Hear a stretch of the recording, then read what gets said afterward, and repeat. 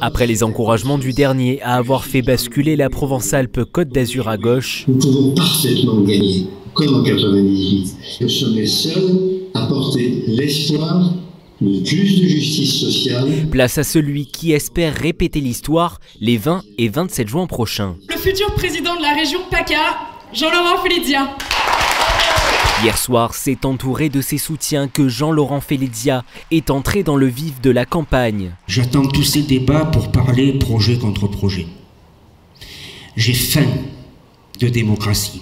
Le candidat écologiste choisi pour rassembler la gauche a détaillé avec ses partenaires quelques-unes de leurs 108 propositions, avec en tête des priorités les transports. Nous remettrons donc en service les 150 trains supprimés par la majorité sortante. Remettre à niveau les transports publics et apporter plus de sécurité à leurs usagers. Garantir la sécurité des déplacements des femmes à toute heure dans les transports régionaux.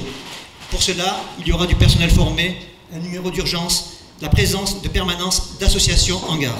Un projet et une posture sur lesquels le Rassemblement écologique et social compte bien s'appuyer pour se démarquer de ses adversaires. Ces deux candidats mâles, blancs, qui depuis des années ne font de la politique que pour avancer dans leur propre carrière. Les autres sont là pour accaparer le pouvoir, le conserver et pendant la durée d'un mandat, jouer avec la communication et l'insécurité des gens.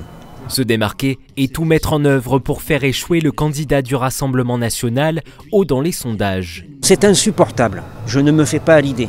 C'est pour ça que nous sommes en résistance, que nous mobilisons et que nous serons en très très bonne posture au soir du premier tour. Je n'en ai aucun doute. Et même si les sondages ne créditent la gauche qu'à 15% des intentions de vote au premier tour, pour le moment, pas question d'envisager le scénario de la défaite et le retrait au second tour. Les sondages donnaient aussi un très mauvais score à Michel Rubirola à Marseille à une semaine du scrutin municipal. Eh bien écoutez, moi je vais faire déjouer les sondages et on va faire chanter la victoire.